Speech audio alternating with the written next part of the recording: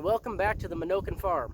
My name is Seth and I am a district technician with the Burleigh County Soil Conservation. Today we're going to be taking an early spring look into our high tunnel. The high tunnel out at the Menoken farm was built in 2013. Since then it has been one of the biggest staples at the farm.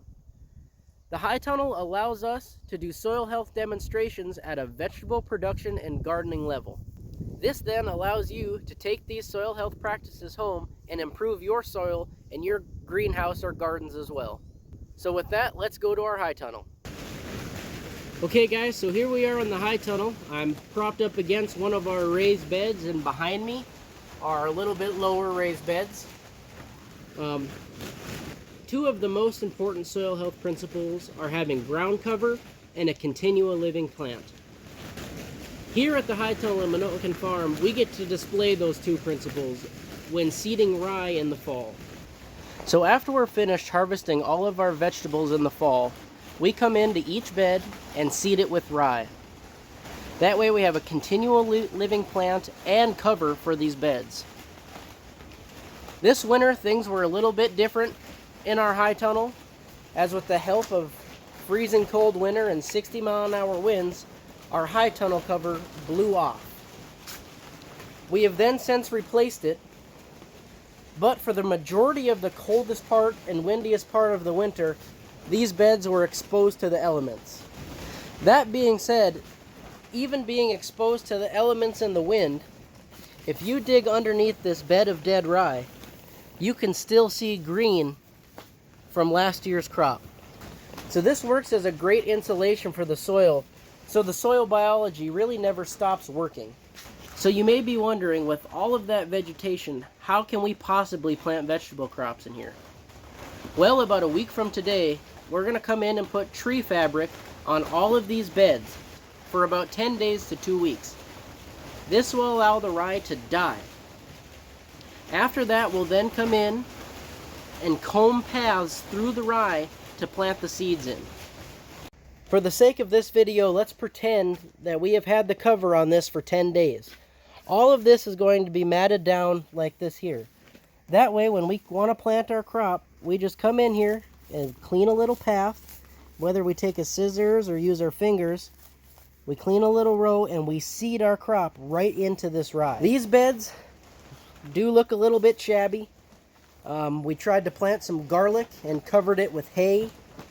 There was probably 2.5 to 3 inches of hay on both of these beds, and with the wind it is completely gone.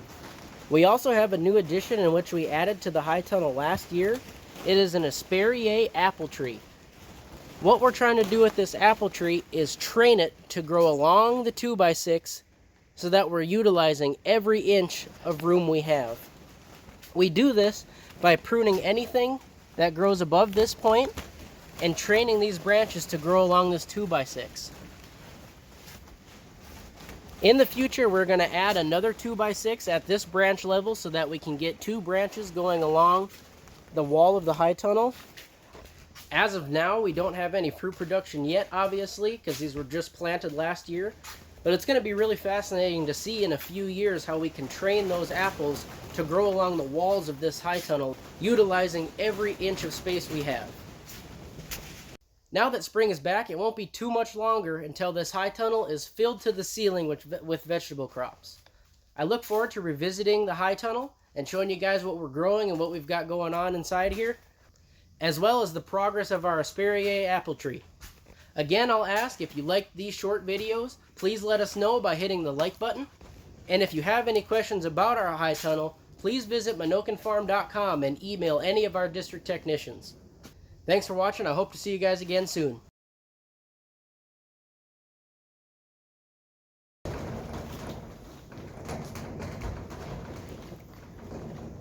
So today is the day we are covering our beds in the garden. We like to call it covering our cover crops. We do this so that we can get a good kill on the rye that's growing in the beds, so that we're able to plant our vegetables into that mat of rye. We decided today that we're only going to cover half our beds, and we're going to give these other beds a little bit more time to grow as they're not quite as luscious as the other ones were.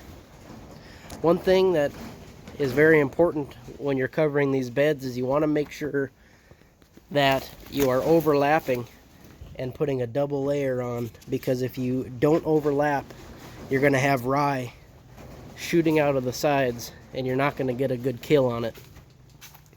So that's the update for today. In about 10 days to 2 weeks from now, we're going to be able to seed our vegetable crops in here.